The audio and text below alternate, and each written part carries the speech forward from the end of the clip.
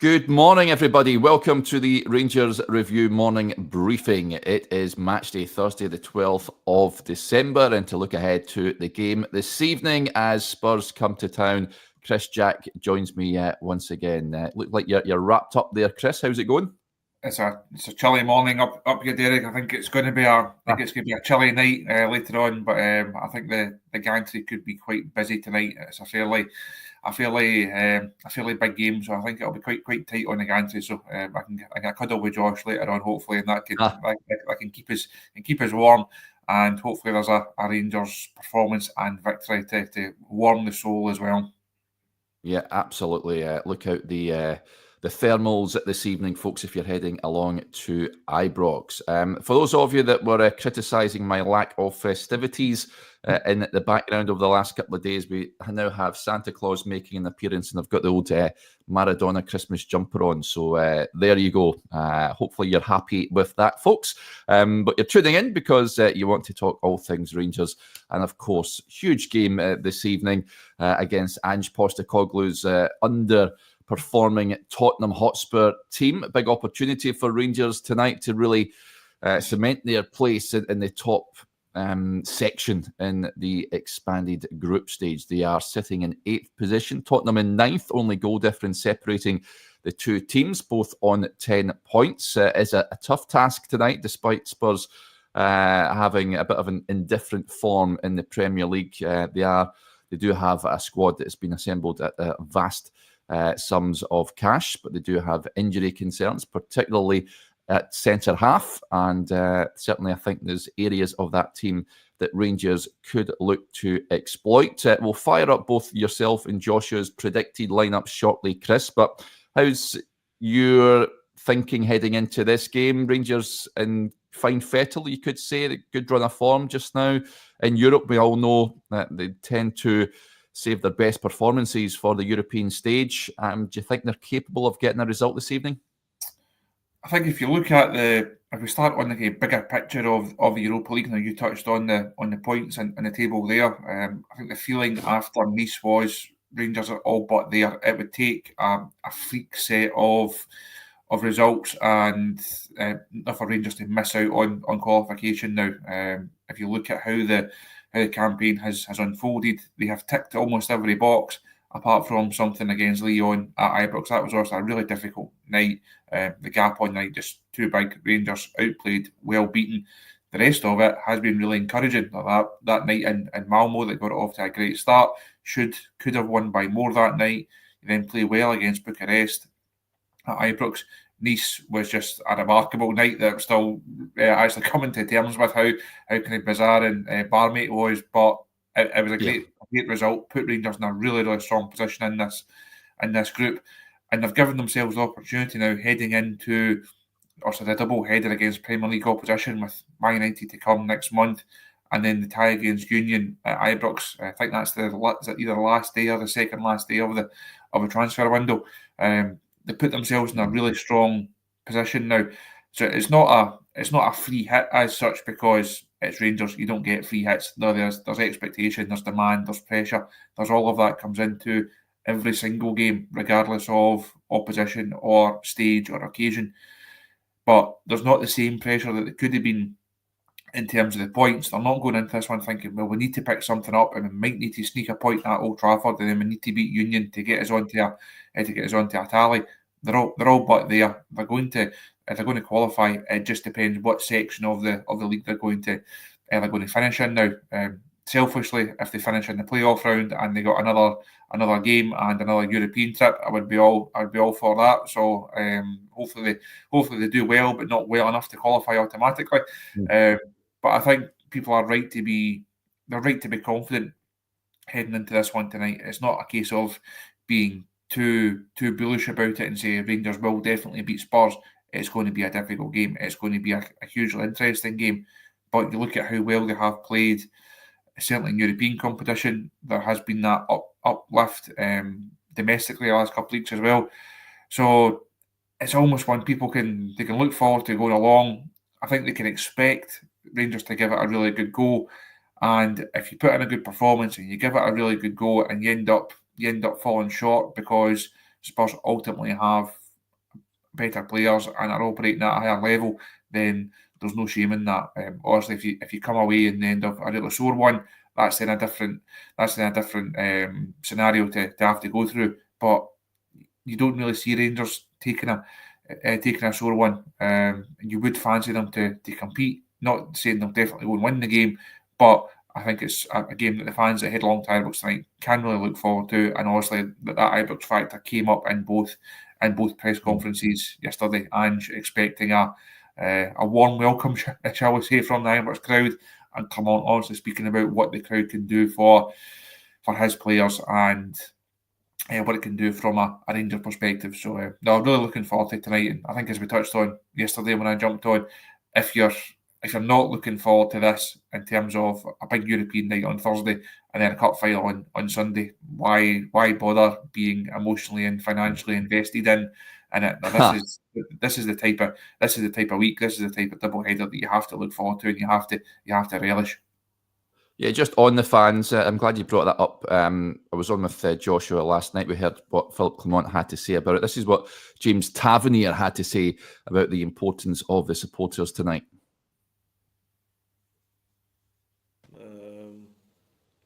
I've said in the past, the crowds, the same feeling of being electric. They're always on top of you, really behind you, but obviously that comes down to us getting the crowd behind us. So I think it'll be a great atmosphere, and I think everybody will be really looking forward to it, and we're trying to make it as hard as possible for Tottenham. So that is what James Tavernier had to say. I'll also play you what Ange had to say. That press conference took place around about 6 o'clock last night, and he was quizzed on a number of issues and the sort of reception he was expecting when he walks out the tunnel tonight. I loved it. It was different experiences, mixed. I think the first one we were here, we lost, and then the next one when we only had sort of 500 or 600 in the building, we won, and that was pretty special. But it's I've enjoyed all the games against Rangers, all the derbies. They're big games here in Scotland, obviously, and usually very significant games. So they're either title deciders or cup knockouts. So they're always big games, and I enjoyed them all. I enjoy the atmosphere, and like I said, European nights here. It's going to be something that you want to be a part of. So that is what Ange had to say about the atmosphere as well. I don't expect. Listen, we know he managed Celtic, so I think that there will be that added spice in the air, but I don't necessarily think there's going to be a lot of vitriol aimed at him as such, Chris. I think it'll be more support towards Rangers, the team, and hopefully getting a positive result this evening. What do you expect when Ange walks out of the tunnel tonight? Like you, I think it's the same, almost the same answer every time we discuss the Ibrox atmosphere. For me, it's more about what it does for the Rangers players than what it does to the opposition. That squad, I know there's players missing from Spurs tonight, but these guys have played in big games, they've played in big stadiums, they've played in stadiums with more fans, they've played in high pressure European and international fixtures. When you get to this level, it's very rare that a team will be spooked. If it was an early round qualifier, you can maybe say if it's a team that's not used to playing at this level of European competition, then the Ibrox crowd can maybe have a negative impact on the opposition. I think when you get to the level of Spurs and some of their players, I don't really see them walking out. I think they may well be impressed by it. It may well give them goosebumps. They may think that they'll walk out that tunnel and see the colour and the noise. I'm sure there'll be a display from the Union Bears tonight as well. They may walk out and think, what a place this is, and they should do, because Ibrox is a special place at the best of times, a special place on European nights.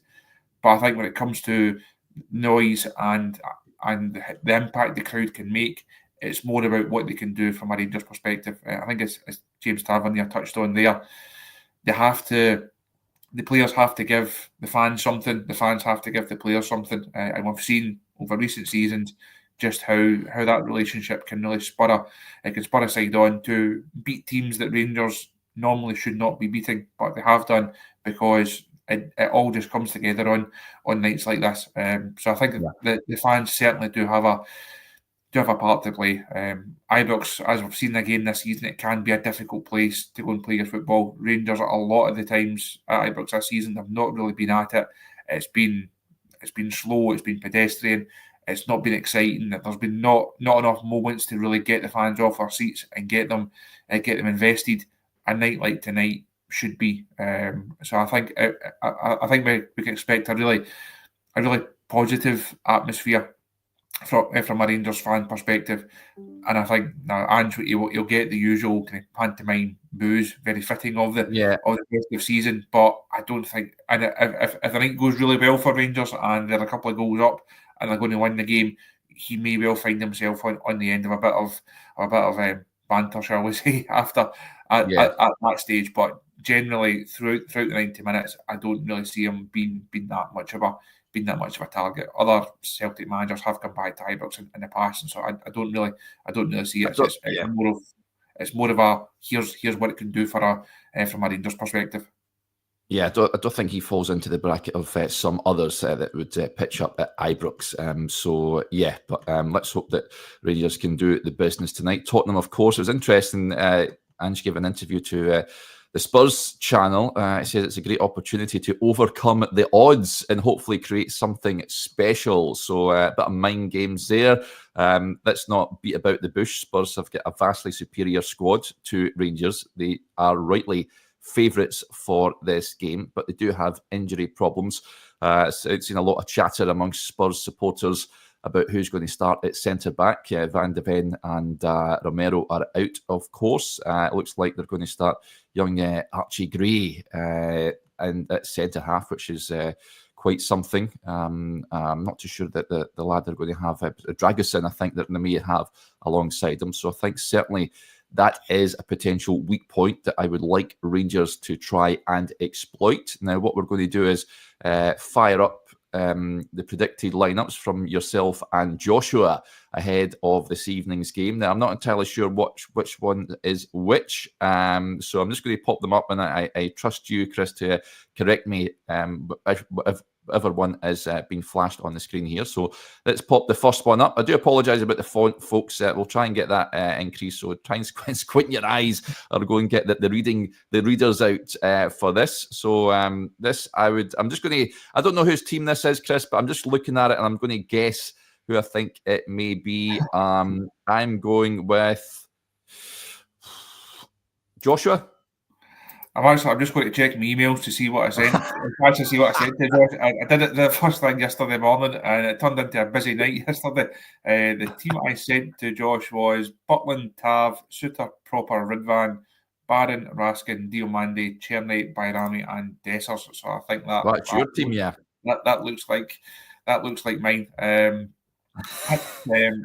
Picked before the manager said he was going to rotate. I had the feeling that he was going to rotate. And I think if you look at, again, we touched on this yesterday and the other day, it's a fine balancing act between a team for Thursday and a team for Sunday. I know we touched on the Tavernier and Drew John Sterling debate over the last couple of days. For me, Tav plays tonight and Sterling plays Sunday. I think Proper comes back in tonight and you give Balogun a rest and Balogun plays on Sunday. See a couple of people questioning Ridvan at left back. I think Jefte has played a lot of football recently. He's played very well. I think he is the first choice. He is the first choice left back. I know also Ridvan has come back into the squad, but Jefte is by some distance now, I think, the first choice at left back. I would just keep him fresh for Sunday. We know the threat that Celtic carry in the wide areas. That will obviously come into the Tavernier Sterling debate on that particular side. But we know how good Celtic are in the forward areas, certainly in the wide areas. So I think Jefte gets the nod as first choice on Sunday. So therefore, I'm giving Ridvan the chance to play tonight. I think the other kind of other big call is, does Igamane play? And again, I'm resting him for Sunday. I don't see Dessers starting Sunday. Barami is, I think he's a maybe for Sunday. It's between him and Hadji potentially. So it's very much a side I've picked with one eye on the weekend. I know the manager said yesterday it's all on this game. Just like when he spoke ahead of Ross County, it was all about Ross County rather than Spurs. But you have to kind of have one eye on what's to come. For me, there's no doubt that Sunday's the bigger game, the more important game, the game that Rangers have to win. So I'm keeping players fresh, and I'm not taking any risks. You look at someone like, again, see a couple of comments saying Igamane's only a young boy. He can play twice. I'm just not taking the risk. You look at Rangers' injury record over recent seasons. It only takes one late challenge or takes a bit of a knock, and that then puts him as a doubt for the weekend. And I mean, think how influential he could be against Celtic. For me, I'm just not taking the risk. I get your point on that. And interestingly, Clement was quizzed about the timescales. Of course, Celtic played on Tuesday night. They flew back late on Tuesday evening, so they've got an extra couple of days recovery time ahead of that cup final. And when Clement was quizzed on the timescales between matches tonight and Sunday, and whether that would affect his team selection, he says yes, probably. That's the reality. If we would have played today or yesterday, it would have been different. Now it's a really short term in between the games. Yeah, I need to make different changes. And then he was pressed, are you comfortable with that? Or is that a frustration for you that probably won't see your strongest team tomorrow night by the sounds of it? Says, no, it doesn't work that way because this is also a really good test in the depth of our squad. And if we want to perform in 4 competitions, we need good depth in the squad to make these rotations. So that's what you need as a manager at Rangers, at a club like Rangers, to have enough depth to do it every 3 days and to perform in every competition in that way. Just going by his comments last night, I was thinking about it and tend to suggest that you might be along the right lines with regards to your team, Chris. And I would love to see Hamza Igamane having a right go at that Spurs backline tonight, but I'm not entirely sure after his comments whether he will get that opportunity, maybe perhaps from the bench. I would like to see him start the game. I get your point on Ridvan on the left-hand side. Let's bring up Joshua's team and slight deviations to his starting 11. So he's gone with Butland, Sterling at right back, a back two of Suter and Proper, Jefte on the left, Raskin, Diamandi and Barron with Czerny and Bayrami either side of Hamza Igamane. You both have Robin Proper coming back in. I think that will be the case tonight.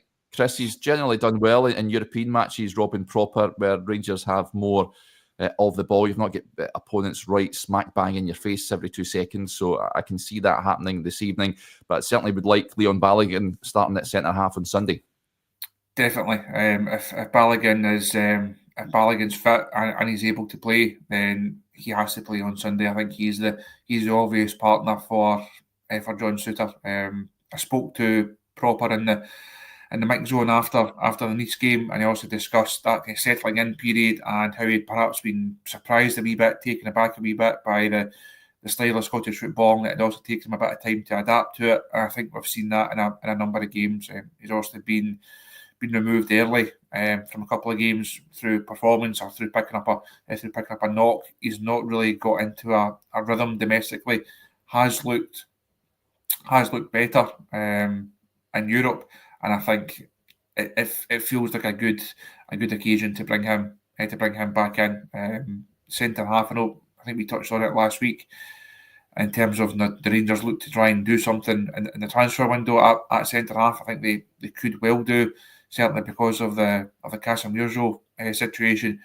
But Suter's the obvious one. Suter's the one that starts. He's a new Conor Goldson in that regard. It's now a case of Suter plus a partner, and I think that rotation, it should be Proper tonight, and I say Balogun on Saturday. Interesting that Josh has gone for Sterling at right back. I know he's a big fan. No surprise that he's gone for Jefte at left back. I know he's an even bigger fan of him. But the Sterling one is an interesting call to see what Clermont does. I think that the accepted starting right back for Sunday is Sterling. If Clermont decides to go with Tav on Sunday, it opens him up to a lot of questions, and he better hope that Rangers perform well and James Tavernier plays well, because we know what the fallout will be if it's a similar type of outcome with Tav at right back. So I think it's generally accepted that people want Sterling to start right back on Sunday. It's again, do you give him the game? For me, he's shown that he is quite brittle. Again, it's only you should be able to play Thursday, Sunday. It's not asking a huge amount from professional players to get through that kind of schedule. But again, for me, I'm just not taking any risk with him. So for me, it's Tav. But if it's Sterling, it would be no surprise. He obviously had a couple of games out there with a trapped nerve, I think the manager put it down to. So he's perhaps not played as often as he could have done over the last couple of games. So it could just be a case of, like, you give him an hour. That's an hour in the tank, and that then sets him up for Hampden. So wouldn't be a massive surprise, regardless who plays in that right back. Yeah, it's likely it's going to be probably Son for Tottenham over in that left, who's a world-class player. Of course, he can rip anyone at right back, whoever Rangers put up there. Like you, Chris, I don't think Sterling, his body will be capable of playing two big games in a week, such high-intensity matches, so I would be keeping him fresh for Sunday, and I would be playing Tavernier tonight. But let us know in the comments, folks, if you disagree wildly with that. Also, you mentioned in the midfield, there was a comment that came in saying not much flair in there. I get that, of course. Remember, no Yanis Hadji in the European squad. Nico Raskin has really came onto a game. He's playing his best football since he arrived at the club, just coming up for 2 years ago now. Big night. Mohamed Diamande usually does well in these European evenings. Not too concerned about that. Connor Barron, I'd imagine, starts as well. And big night for, Czerny, we know has been good for Rangers. Had a bit of an off-the-boil afternoon up at Dingwall at the weekend, but I think we can allow him that after his form of late. Cannot afford to miss gilt-edged opportunities as he did against Lyon tonight. Any chances that come their way, and Tavernier did speak about this yesterday, Chris, Rangers have to be clinical tonight. I don't imagine they'll get as many opportunities as they normally get domestically. If they come their way, they simply have to score them. I think if we take the midfield three first, there's just not that many other options within the squad. That is if you're going to play a three like that, then that's the three that have to play. It's not going to be Kieran Dowell. It can't be Yanis Hadji. It's not going to be Bailey Rice, and that's it right now. I think as we spoke about yesterday, Rangers are a midfielder light. It's an area that I think they should look to try and do a bit of business in during the transfer window. But obviously we're still a couple of weeks ahead of that. Rangers just have to go with what they've got. So I'd be surprised if that's not the way that midfield sets up ahead of it. Again, Bayrami comes back in off that left hand side. Obviously, myself and Josh both pumping for that, and that's no surprise. Czerny, I think overall his form has been really good of late. He spoke about it a couple of weeks after that Lyon miss. The manager's mentioned it a couple of times about how he's almost an example for the rest of the squad to follow in terms of like bouncing back from disappointments and bouncing back from tough moments. He also came in for a bit of criticism after that. Was it against Hibs? I think had the biting back at the crowd a wee bit.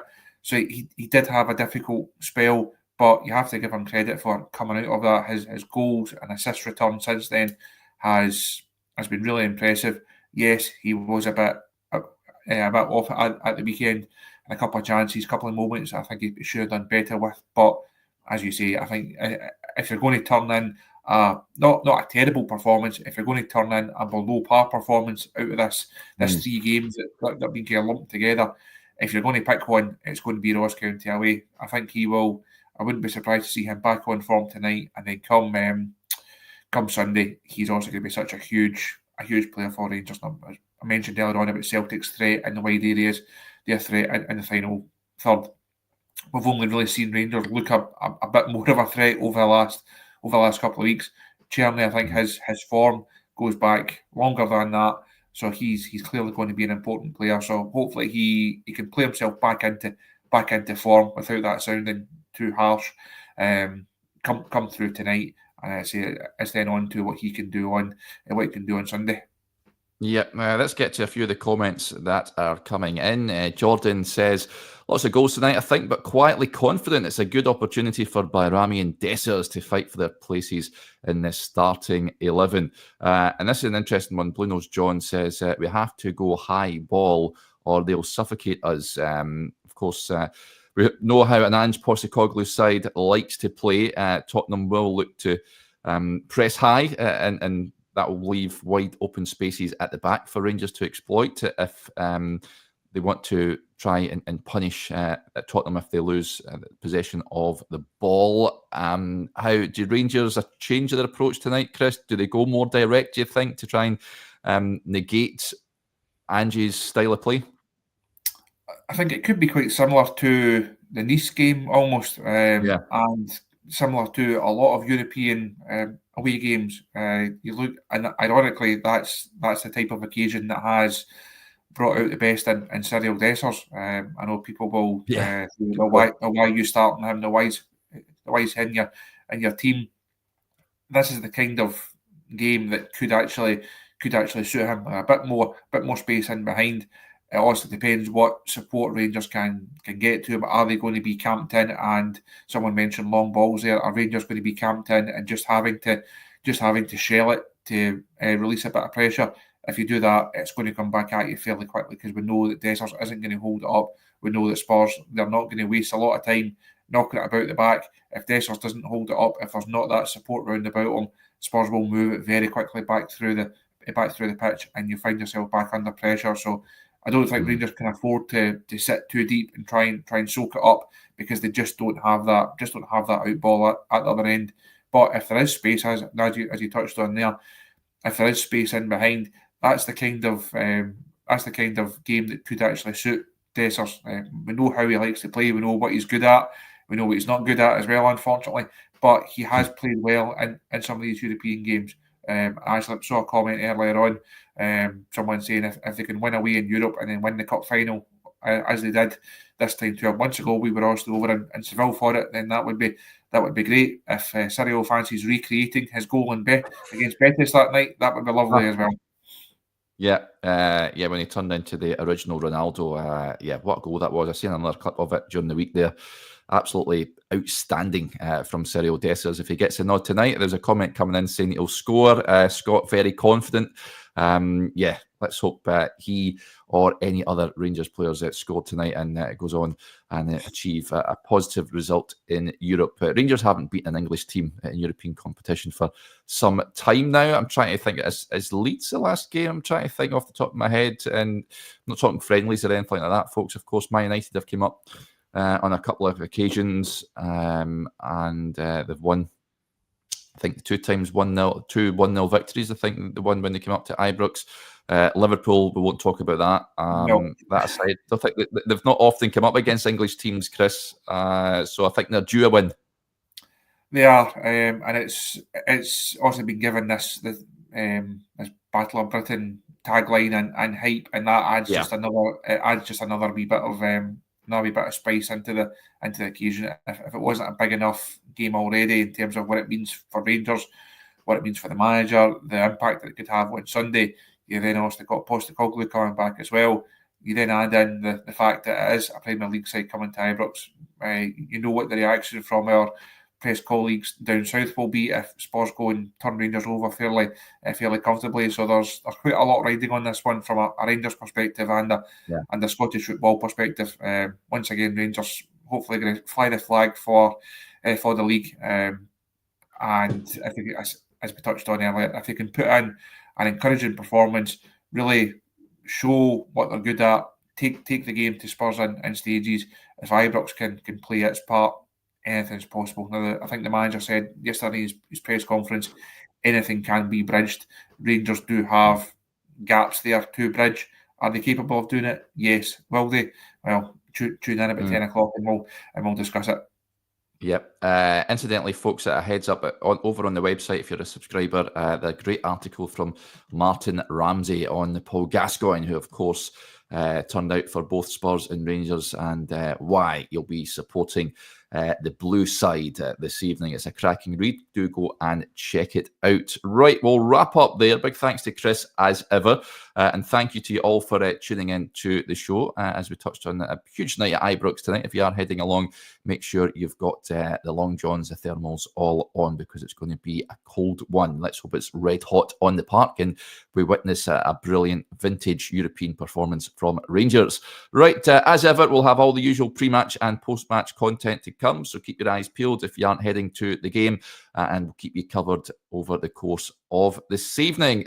Just a reminder as well, and thank you to a comment came in. Let me fire it up here. Thanks to William. He says, come on folks, hit the like button to support the guys. Yeah, I do forget often to bring this up.